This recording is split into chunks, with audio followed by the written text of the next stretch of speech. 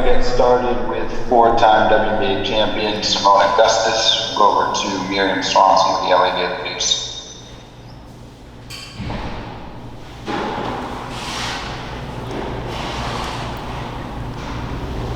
Miriam?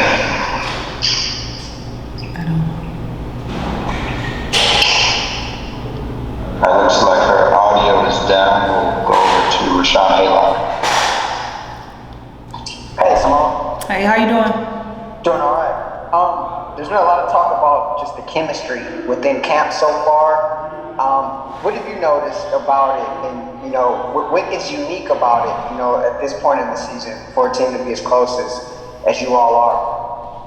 That's what's unique because normally teams during this time are trying to find that togetherness, that cohesion, and it kind of felt like it hit right off the bat where we were just connected with each other in ways like communication has been easy. Sometimes a new team, vets, young players, like you have to figure out how you can converse with one another to get the results that you're looking for. But everybody's been very open and very competitive in the spaces that we've been in. So that's led to a lot of progression as far as team chemistry in that sense. And it kind of showed a little bit in our preseason game where we just were out there communicating and trying to figure things out. So that's been a beautiful thing because sometimes it takes a little bit of a time to get that together. It could be, well off into the season before some teams start to experience chemistry that we feel like we're kind of laying the foundation for right now. With that said, is there a player or players that tend to kind of be the glue that has allowed you all to have such cohesion? I can't point to any particular player. You could just see everybody being very active, very vocal, and listening. Like, when people speak, sometimes it's a lot of chatter, a lot of stuff going on. But if someone's speaking, especially when you're talking about a vet, myself, NECA, KT, younger players are just kind of like, hey, everybody, calm it down. Let's hear what the vets got to say. And it's the same respect that goes both ways. And so sometimes that kind of helps with the process of, getting the togetherness as well, because you don't just want to have respect going one way. So we actually spoke to the rookies about that today. Well, not just the rookies, but the younger players about that today. Like, the respect level that we have for y'all. Don't be afraid to talk. Don't be afraid, because we are learning as well. We're learning a lot from you all as well, because we've played basketball a certain way for so long. Now it's like a new generation of players, and the way that they think, the way that they move, the way that the game is being played. We have to understand what they see, think, and feel as well. Chris Camelo. Hey Seimone, how are you this afternoon? I'm great, how are you? Doing well. Just kind of piggybacking on that. Jared Fisher talked about creating that competitive atmosphere, and there's also been talks that not only are all the players being competitive, but also supporting one another. How are you able to kind of go through that slippery slope sometimes of being competitive, but yet still pulling for one another? Because there's 16 of you and only 12 spots. Yeah, I know that's the difficult part, and so we have to work on that as a league, as the media. We all have a responsibility to try to grow this league so that we won't have these hard conversations or tough decisions to make. So that's one thing. But then, moving farther, we also understand that this is a very long season, and though it's unfortunate that everyone won't be able to make this team, there's opportunities for other teams at other times, and so giving players the confidence now that they need to possibly get on another team later, barring injury of anything that may happen, opportunities are always there. And then you got to think about internationally. So we're not just prepping them for an opportunity to play on this team, but, to help them on, moving forward in their basketball career. It's a lot of knowledge. It's a wealth of knowledge here that some of the younger players may not have had access to prior to. So definitely being able to harness that and take that forward will help them, even barring if they're here or not, Time for two more for Seimone. We'll try one more time with Miriam.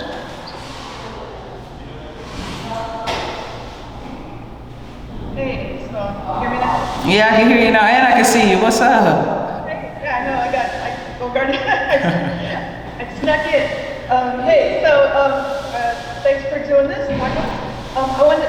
Talking about growing the game, growing the league. I wanted to ask a 25-year WNBA question, and just sort of bunch of players in the league now for their whole lives, they've been in WNBA. Do you ever find yourself sort of reflecting on the league and you know, all that you guys have achieved and you know, its place in sort of American sports?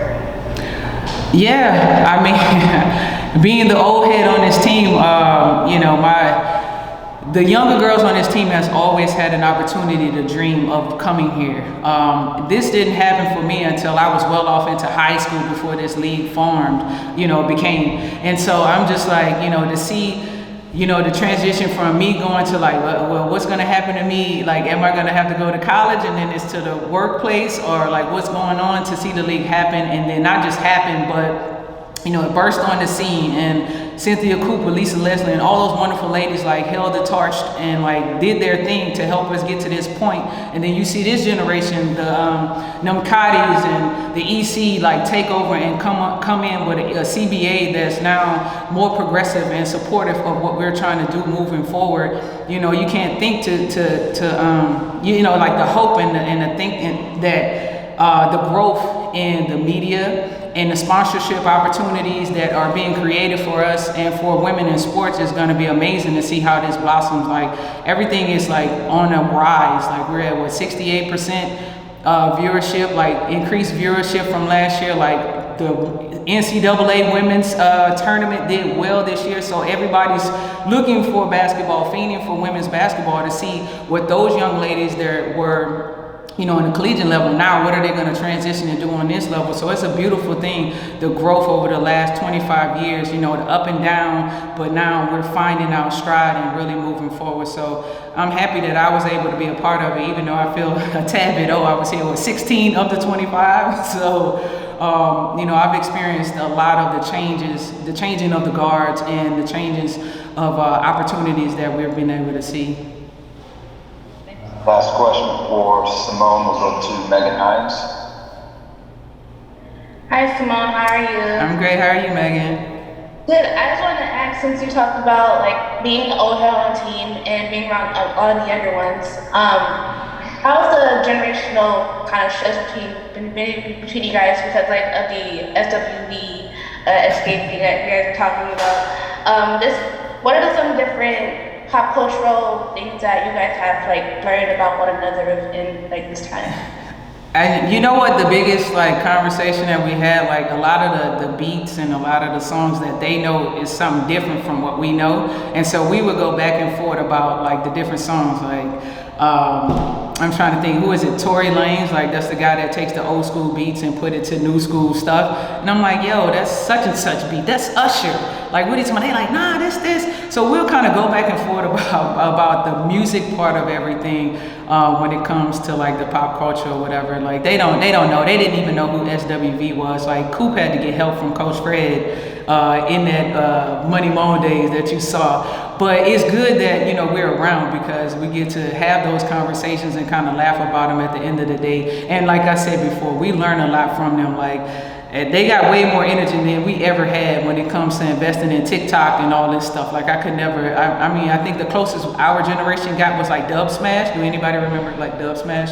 Like, that's the closest that we got to anything equivalent to that. So, you know, we just kind of got to embrace the transitioning of where we're at. I kind of feel like my parents now understand what my parents feel like when they're like, you know, this generation, yeah, I don't know nothing about this. Yeah, you know what I mean? I feel like that, like, with this team, but it's a loving, friendly banter that we have going back and forth between the generational. All right, questions for Sydney Wiese. We'll start with Chris Camello. Hey Sydney, how are you today? I'm good, how are you?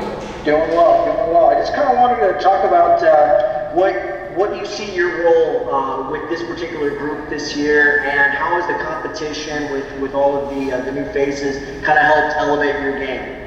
Yeah, I think the theme for me is always whatever the team needs me to be. Now, am I able to be the 4 or the 5? Probably not, but I'm willing to do all the guard positions.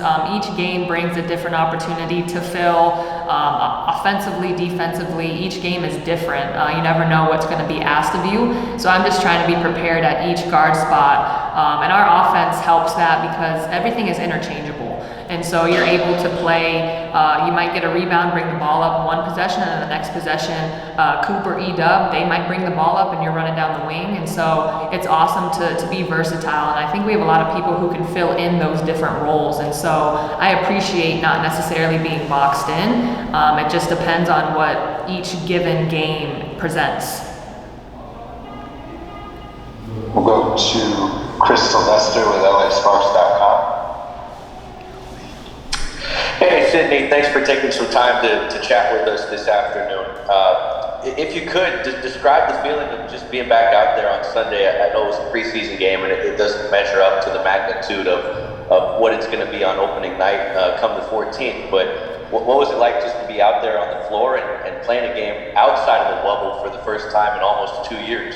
Yeah, well, let me just say, I miss having you guys here present with us. I know that these Zoom calls are, it's still a great opportunity to stay connected under the circumstances, but I miss seeing everybody's faces, and I can't wait for when you can be back here in person. And so thank you guys so much for your time and joining us after practices, media day tomorrow, all of that. And so I think we're excited. Training camp, there's always great energy the first week, and you get excited to see another team, some new faces to compete with. And I think we had a lot of freedom on Saturday. We had not even really any plays put in, basic things defensively, and so we just were learning how to play with each other. And it's exciting because you have a lot of new faces, you're learning how to play with one another, you're learning tendencies, and so you're playing instinctually. So there's a lot of hunger, there's a lot of excitement to continue to improve day by day, and even in practices, when it's time to compete, you see the lights in our eyes turn on, and there's excitement to get out there, get after each other, make each other better, and then when it's time to take the floor for opening night, that's going to be a lot of fun too. So I think day by day we're building. Go over to Miriam Swanson.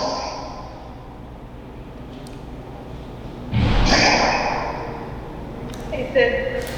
It's good to see your face.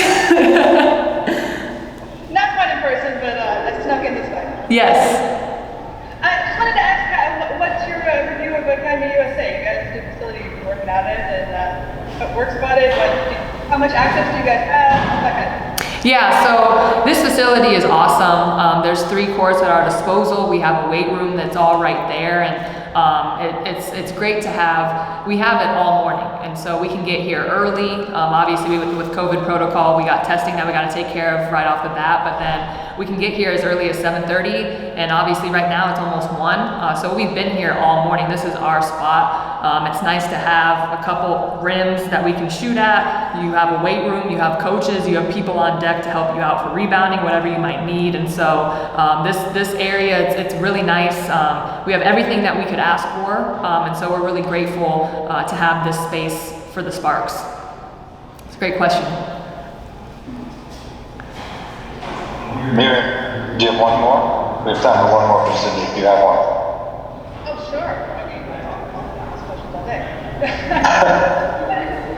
25th anniversary of the WBA is coming up. You are young enough that you were able to sort of aspire to for a very long time, right after Phoenix, very near Phoenix. What do you ever reflect on sort of like what this league means as far as like American sports?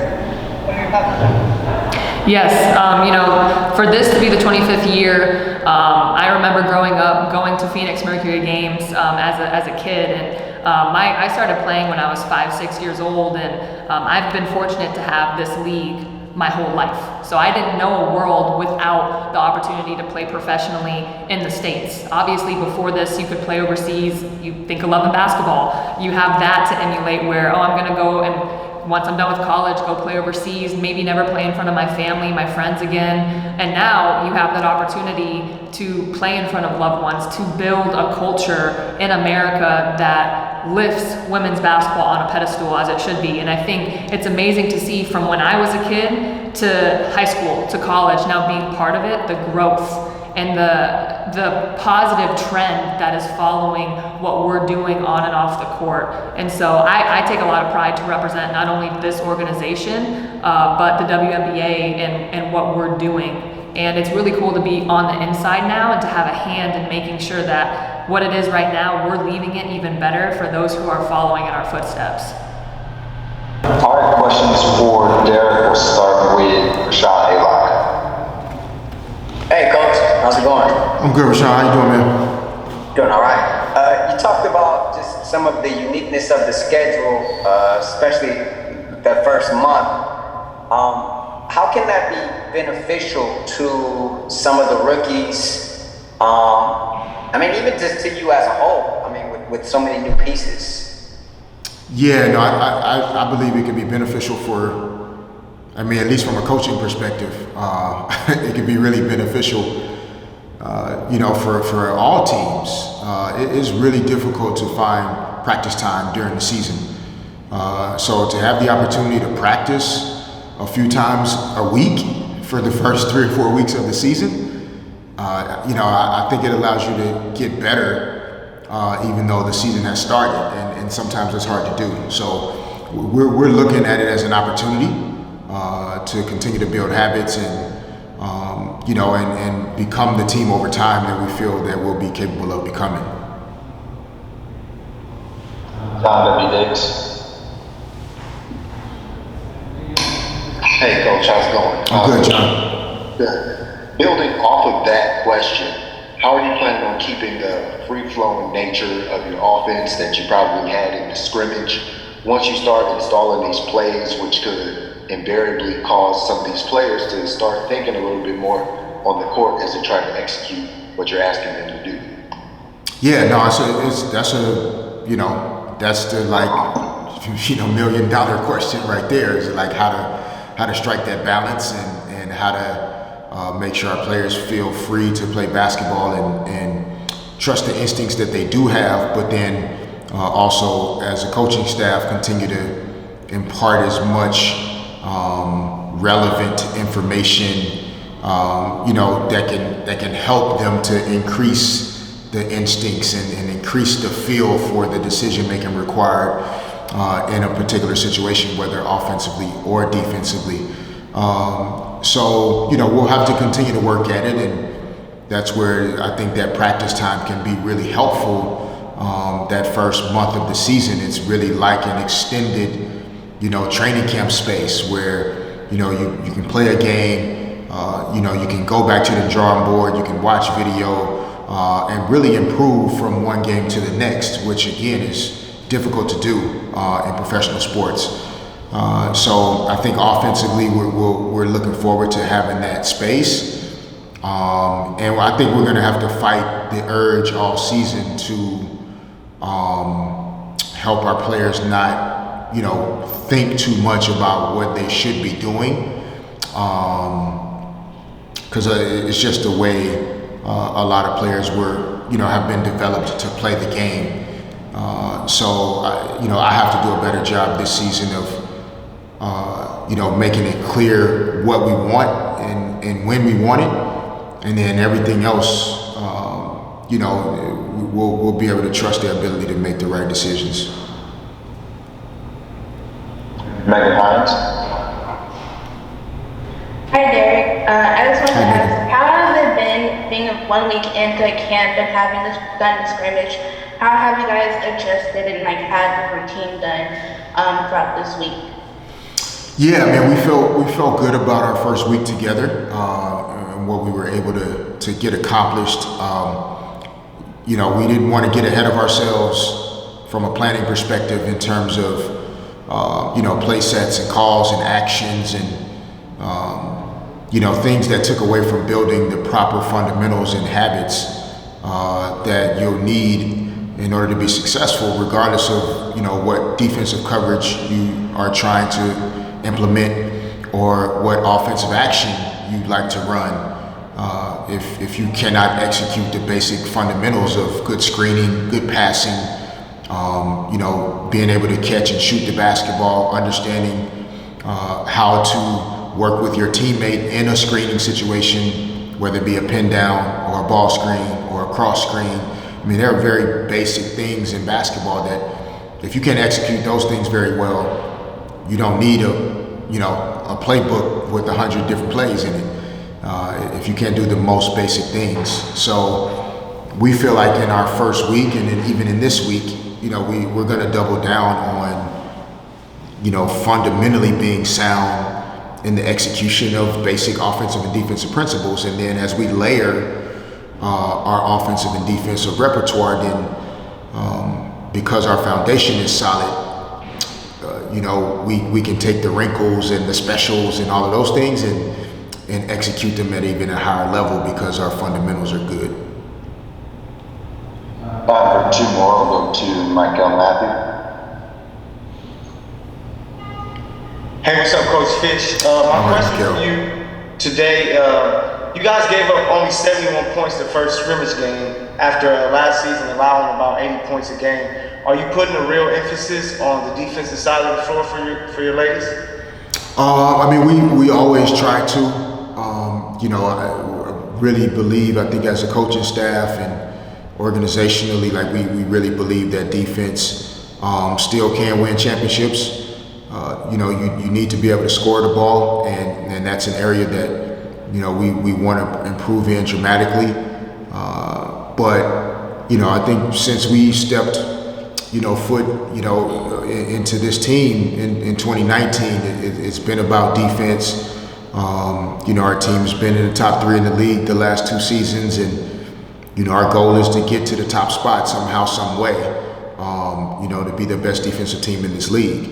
And in saying that, we want to be able to also complement that with good, efficient basketball on the offensive end to reward the defensive effort. And I think that's where we've struggled the last couple of years is, finding a way to make it hard for teams to score at times, but then we end up having a hard time scoring. Defense for sure is the top priority. Defense is normally ahead of the offense early in the preseason. Both teams were nowhere near, where they'll be, later on this month and as the season goes on. So it'll be much harder to hold Vegas to 71 points in a few weeks and definitely in a few months. Last question for today, we'll go to Miriam.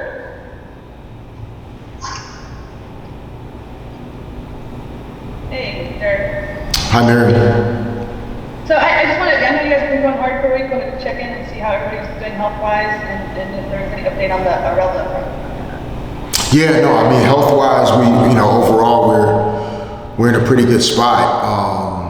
I think our veteran players getting a chance to get some rest over the weekend, even though they're able to do a lot of things that we're doing here in practice every day, has been really good for us. And, that was why we really prioritized trying to get our draft right, so that we could have some young players that if veterans need rest or they're in foul trouble or they're injury situations, we had some young players that finished the game pretty strong on Saturday, and we want to be able to lean on that. And with Arella, speaking of trying to get our draft right,